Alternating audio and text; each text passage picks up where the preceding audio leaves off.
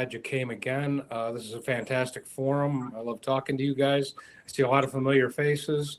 For those that don't know me, I'm one of Kevin's first customers from way, way back and have been on a JETvarnish for a lot of years, off in Tucson, Arizona, where it's kind of hard to get help. So I was forced to kind of improvise and figure out a lot of things on my own. So hopefully some of the stumbling blocks I've had and some of the successes I've had will benefit all of you here today. We can quickly go around the room if you wouldn't mind introducing yourself. Jacob, you're next on my screen, so why don't you go ahead? Hi, everybody. I'm Jacob. I work at Elite Print Finishing in Burlington, and I've been running the MGI machine for about 1.5 years now. I love it. Yeah, you do good work, Jacob. Thank you. All right. Anyone want to go next? Yeah, I'll go. Nolan Hampton. I've been here at NATCO. We're out of Sparta, North Carolina. I've been here for just a little over 1 year now. I guess some of my previous background as far as the printing industry goes, I used to work for Joe Gibbs Racing.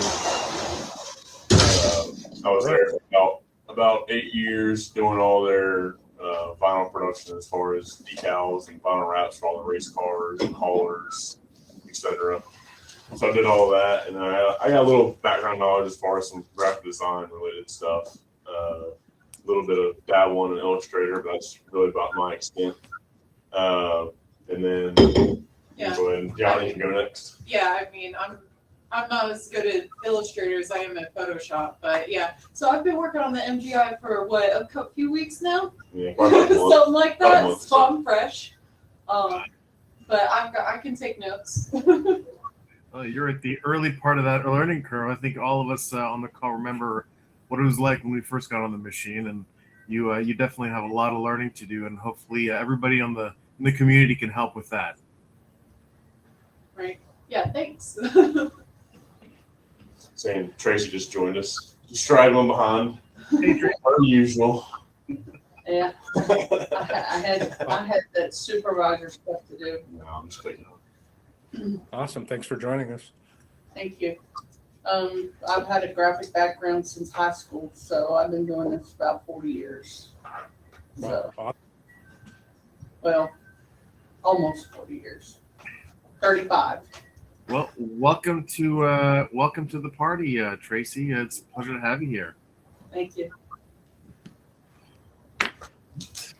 Ken, who's next? Go ahead.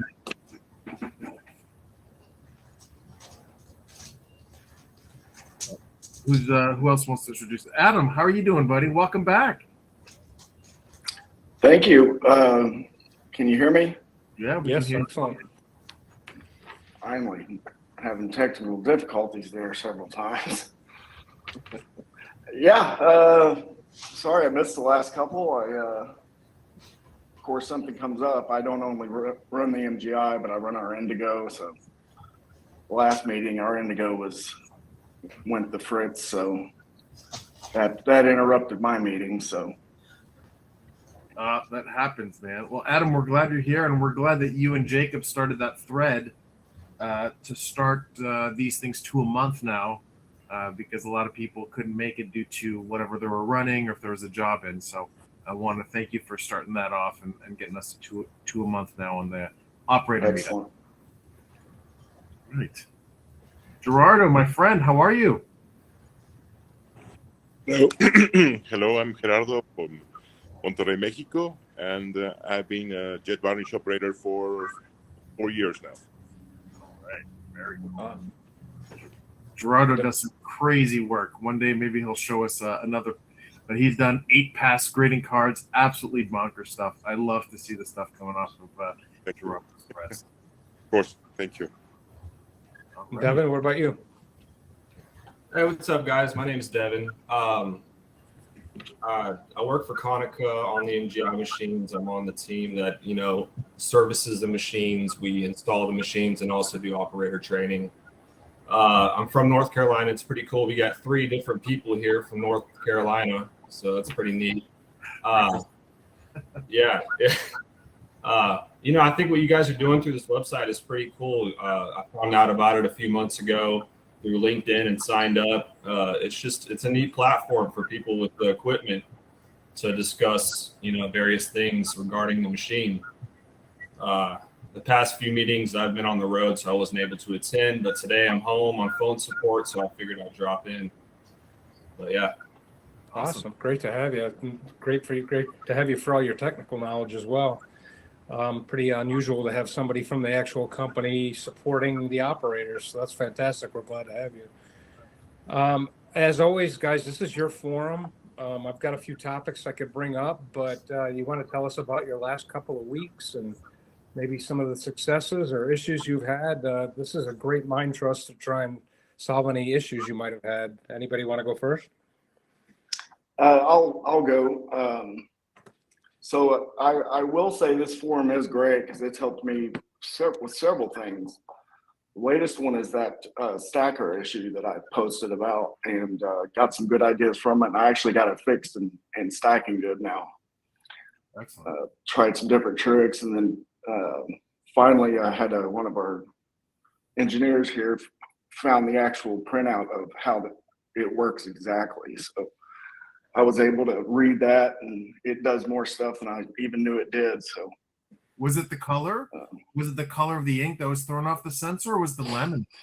It was the laminate, and apparently there's not only a twist toggle for sensitivity, but there was a button push that lets you go from light sheets to dark sheets. And playing with those two, not only the sensitivity, but I got it to where it'll stack gloss laminate, and then I can switch it back to stack my normal paper. So, wow, that's awesome! I didn't know that at all. Wow. Yeah, I didn't either. But if you have that press, it's the two buttons, and one of them pushes in and one of them turns. Interesting.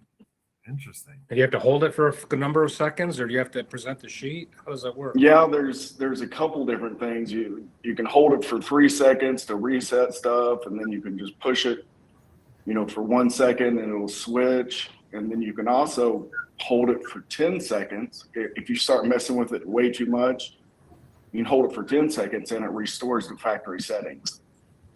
Is it possible for you to post a photo of the sheet that has those instructions on it for all the operators?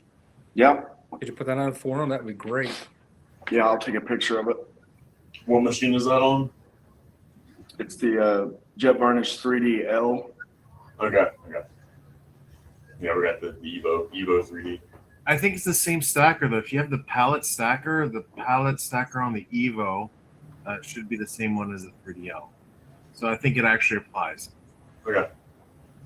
Yeah, I'll post that. It was very informative. It helped me tremendously. Good. That means the community is working, man. That's what it's for.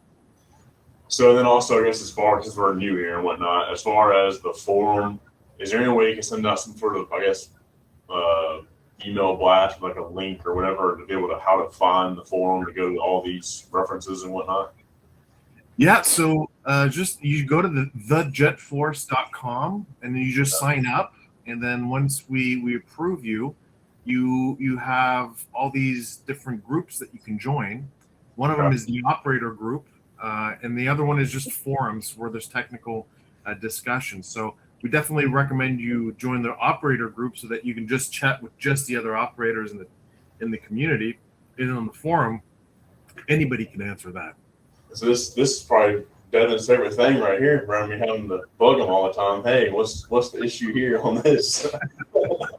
Well, and another thing I can promise you guys is that when you post something, if it does fall quiet for a couple of days, we will get alerted, and I'll turn over every rock I can find to try and get an answer.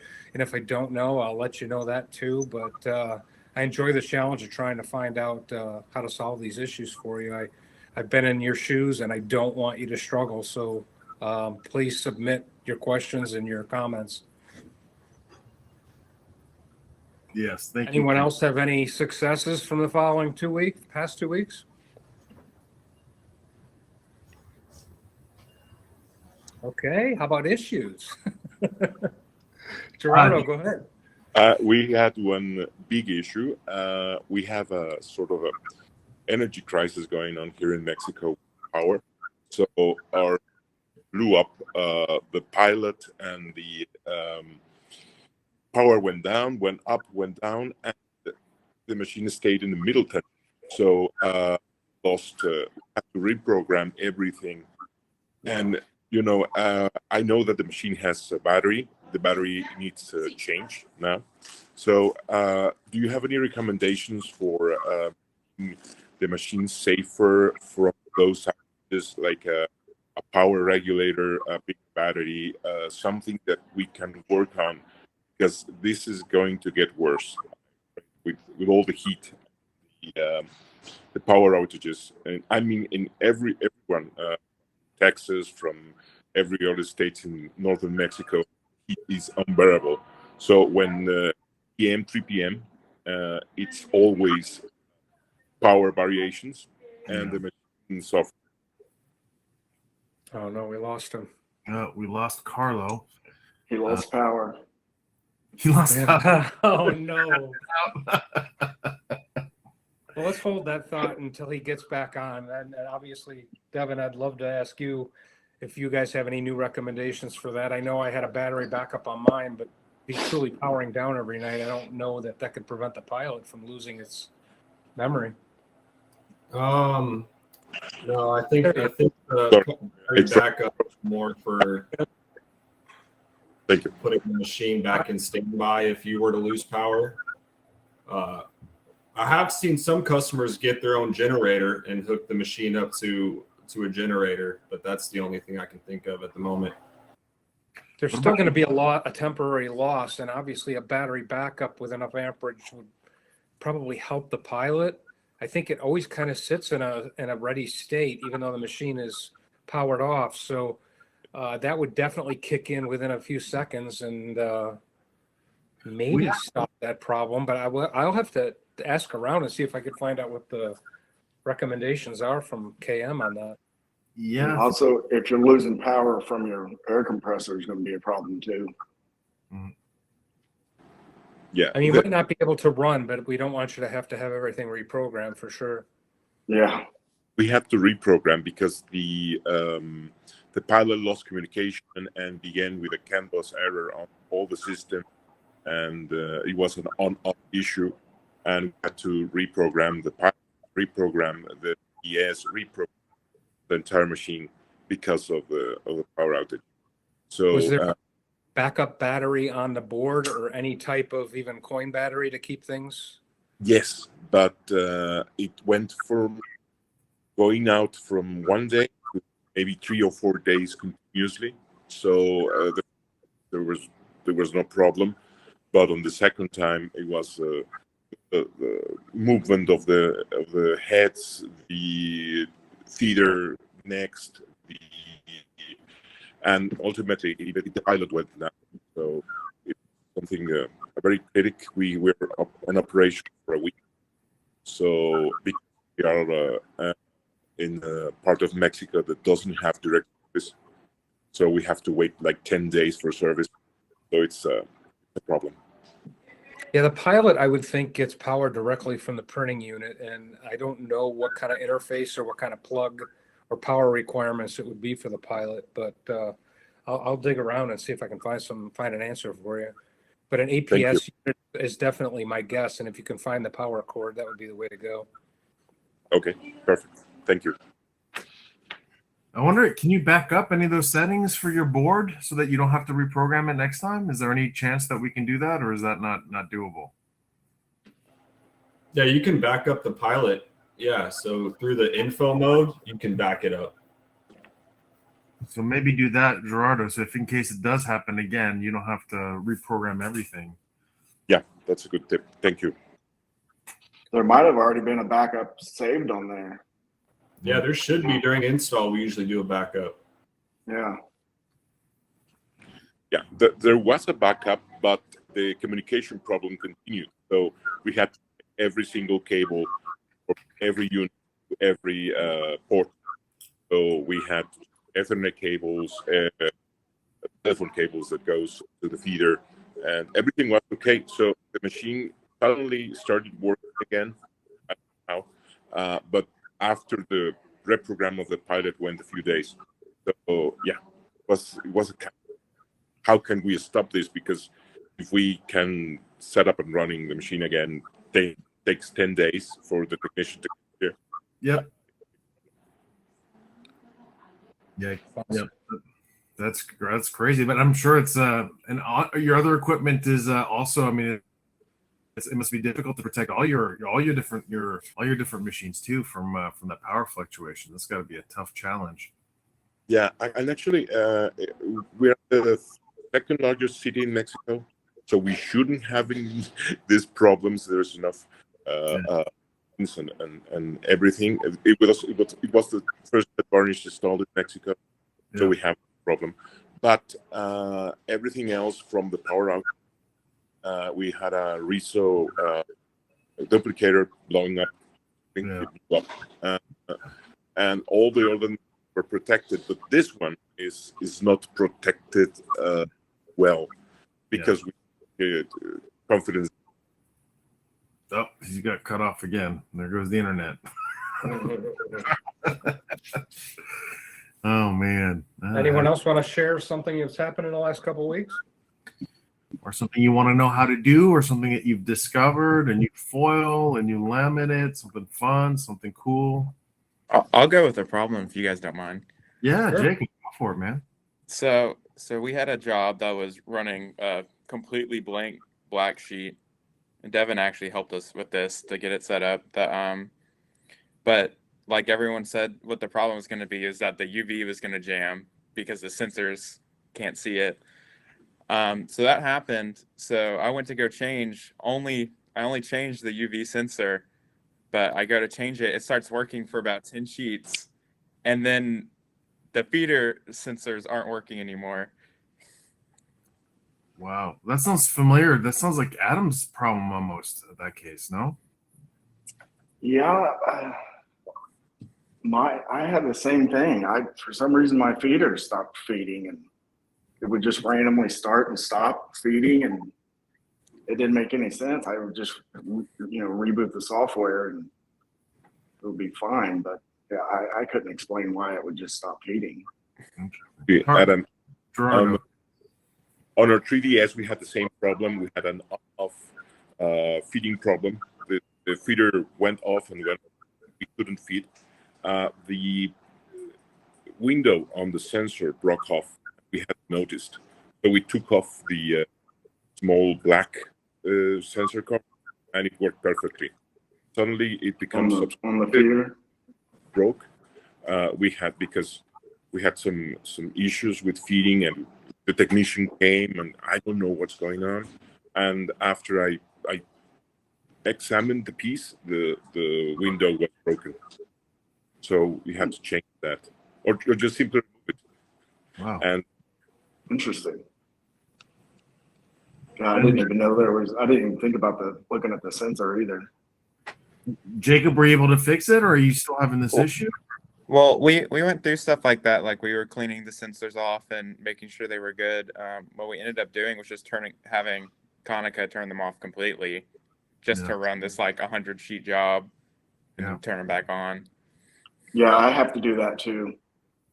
Instead of just fooling with it and start messing with those force sensitivity sensors, I text the guys and I'm like, hey, I'm logged in. Will you turn my sensors off? And right away they're like, yep. Yeah. Well, that's good feedback. Yeah, that's awesome.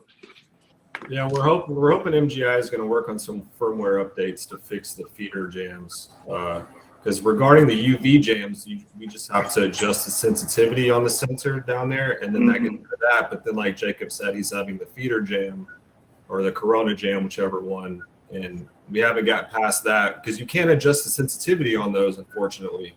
So we just end up turning the sensors off. But hopefully, we'll have a solution for that. Is that only for like dark sheets you're talking about? Mm-hmm. Okay. Yeah. You guys run a lot of that, Nolan? No, man, everything we run is just all printed on white, digitally printed sheets that we run through the machine. So it has a white border. Yeah. So I will say on those sensors, I found out that it's usually always sensor number 4 for me.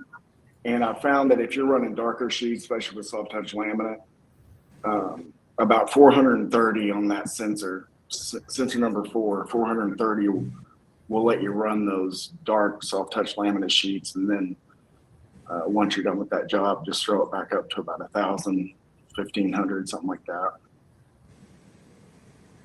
Yeah, it was just so strange to me that I wasn't having the feeder problem until I adjusted the UV sensor, and then then that's when that problem starts.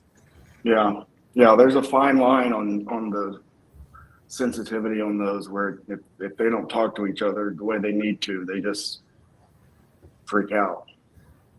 These darker substrates you guys are running, what brands are they? What are you having success with when it comes to the dark colors?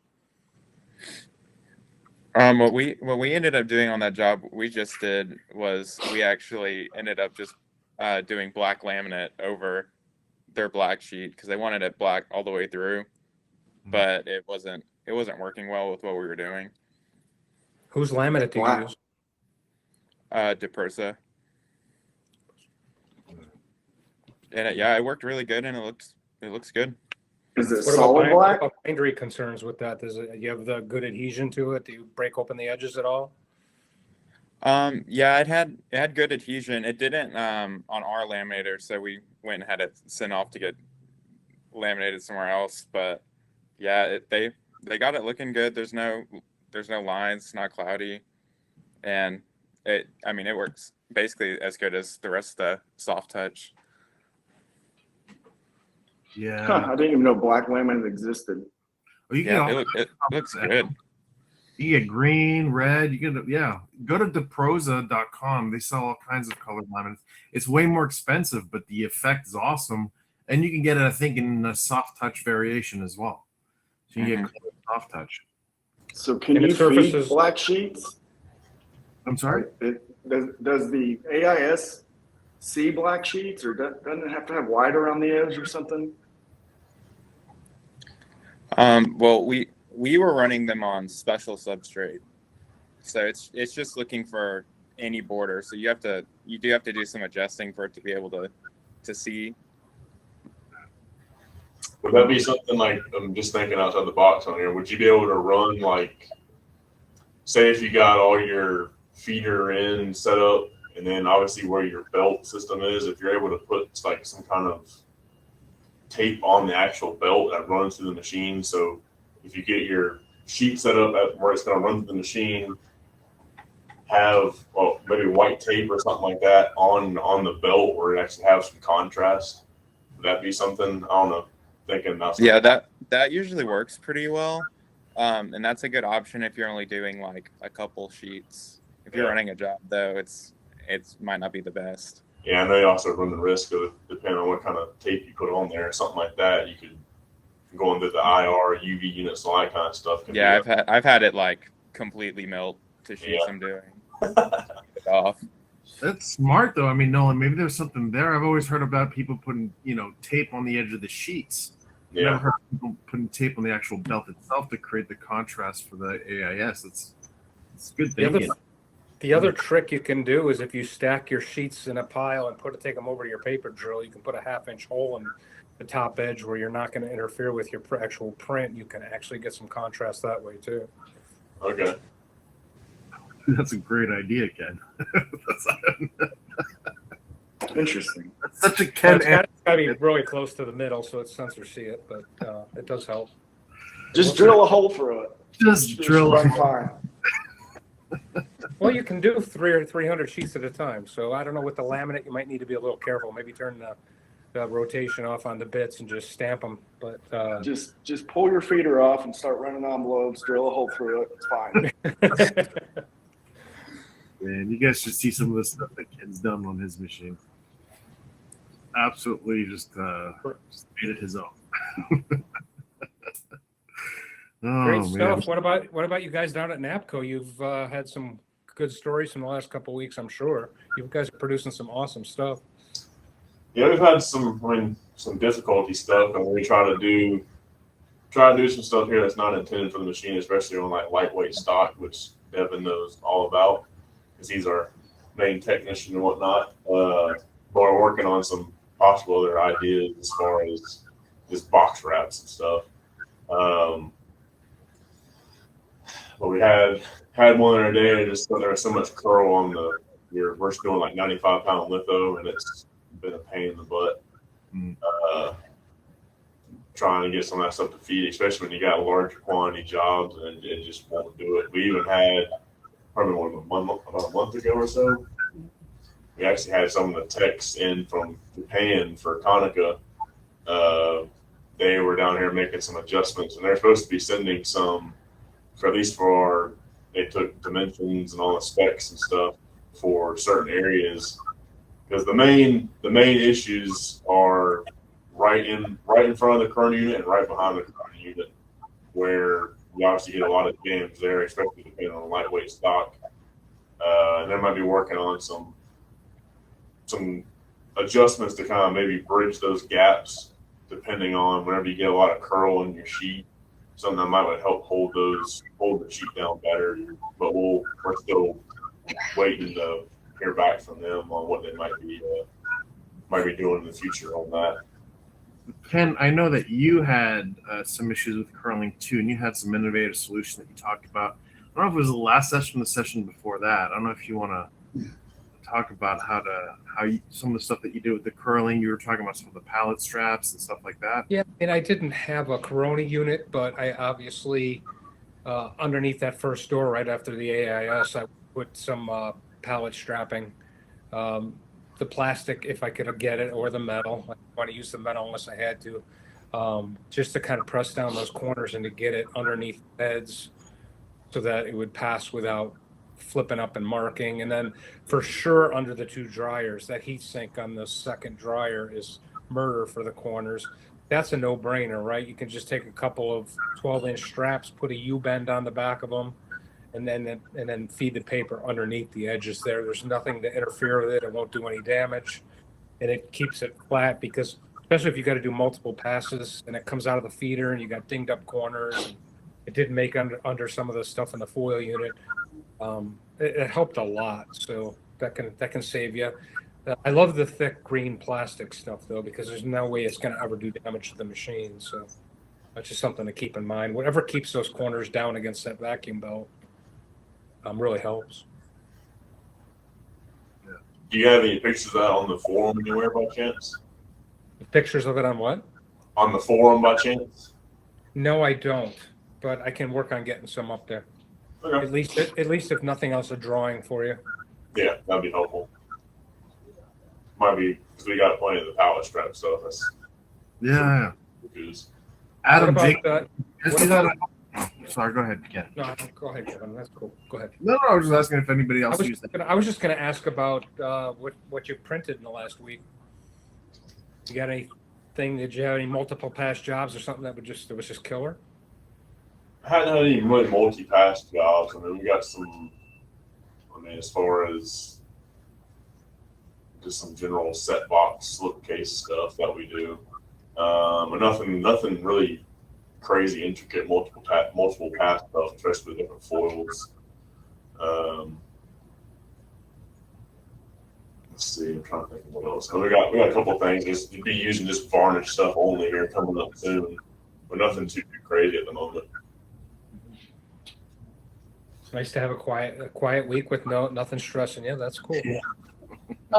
How does Met Poly, putting UV on Met Poly, work?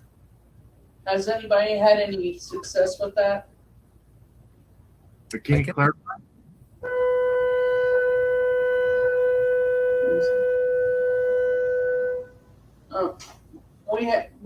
Our salespeople are trying to push Met Poly. I guess 8 point to just silver foil, shiny, and putting UV on there so they can get like that metallic look with some things. Oh, Is it a synthetic? No. No. It's just like a silver foil laminate on paper. Is basically what it is in the long run. Like that EcoFoil stuff. Yeah, I've never played with it. You've done your own, Adam. What's that? You've done your own. When you were telling us you did foil, and then you laminate on top of your foil. Yeah. Similar when you put a similar look and feel. Anybody else? I was gonna say, yeah, it really ends up doing the same thing about as if you laminate it or if you just do regular foil. If you're using the silver laminate, it's just whatever that looks like with varnish on top, and it works good. Okay. Yeah, because I got a salesman that's starting to push this a little bit. So I was just trying to get some feedback because we got some paper coming in to do some experiments on. Yeah. So. Do you have any kind of errors as far as sensors reading up going through the machine? I guess with the AIS might be possible. We got to put white page mode. I think most of the problems you have with the sensors are from the reflection. If you're running like foil board or anything that's all foil. Yeah. So if we printed like a color on the edge, so to break it up, would that help? Yeah, I think so. Yeah, so that's what I was gonna say, Tracy. Depending on if your sheet has white borders or not, if it's just foil board all the way to the edge of the sheet, you're probably gonna have to use that special substrate mode that Jacob was talking about. Okay. That's pretty cool in the scanner. Drop down, that's full scan mode, white page. Jacob, how good is the registration in that special substrate mode? It usually works really good. I've just had to do some like really weird things every once in a while. So I don't know if that's my machine, but like that job we just ran, we ran it on special substrate and had the side guide set up like as good as we could, and they all turned out like perfect with having nothing to register to. But I've had stuff I've been doing on my own where it's like it'll have one that's just completely like sideways on it. Yeah, so the reason for that is basically substrate mode is going to be like white page mode in a sense, except so it's not going to be using full scanner mode where it's looking at key points. It's only going to be reading the edge of the sheet for special substrate mode. Now, I remember back in my MGI days, we had something called the metallic lighting kit for the AIS. Is that still something that's out there? You guys ever hear of that? The metallic substrate lighting kit? Yep, so the coaxial lighting kit, we still provide that. That's an option for the smaller machines. But the machine that Adam and Nolan have, those are the larger machines, and they come with the special substrate mode. So you think it might be beneficial, at least kind of thinking out loud here, of limiting what you think maybe an inch into the actual print of what we're printing on, maybe print we can't print white, maybe print Yellow. Blue or something, like a cyan, to give like basically make the edge of your sheet more prominent, where you can actually read it, where it has more contrast. Right. Yep. Okay. Yeah, we try that. That might be something to talk with them as well. Because if anything, we can just drop it in. They've got on the KM1, you can put the rainbow bars in. Oh yeah, yep. We can use that. Yep. Okay. Yeah, it's definitely worth playing around with. Right. No, not currently. Well, as usual, you guys are the stars of the show. Great stuff, great technical stuff. I hope you found it all helpful. This time goes very quick. Adam, it's great that you suggested we do a couple of these because you just never know where it's going to go. And I found it all constructive. I learn a ton every week. I hope you guys do too. Absolutely. All right, so I set up meetings for September, so we'll make sure to get 2 in there. Do you guys think we should add more for the salespeople as well? What do you? I mean, I'm just throwing this out there for you guys. You think the salespeople are people from marketing departments could benefit from some more discussions, or keep it mostly to the operators? What do you guys think? I'd say it could work hand in hand. I mean, personally, I mean, because sometimes you know how some salesmen are. They might pitch some stuff that might not be feasible, Yeah. or whatever else, and you kind of get yourself in a bind, especially from an operator standpoint or whoever else will be running the machines. You don't want to overpromise and then underdeliver. So that's the main thing. So I mean, that could be beneficial, at least from my standpoint. Yeah, you know what? Maybe that's what we'll do. Put together a sales meetup, and then we'll tell them, how not to oversell, which is Yeah. All right, guys. Well, listen, thank you very much for showing up to today's meeting. Ken, you've been a phenomenal host as always. We always appreciate having you to kind of moderate this. Please, guys, don't hesitate. If you don't have an account, it's free. You have a Jet Varnish. All you have to do is go to thejetforce.com, sign up, join the groups that you want to join in the group section. There's some really cool groups in there with some good conversations going. And if you ever have a question, always consider this community a resource. We're all here to help each other, and I think that's the people who want to help each other are here. So this is really a good group of people. We really enjoy it. Everybody's always looking out for each other. So don't hesitate to use it. It's a resource for you, and it's a pretty good resource if you ask me. So thank you everybody for coming. It's been a pleasure. We will see you guys very shortly in the next couple of weeks. All right. Bye, everybody. Bye, everybody.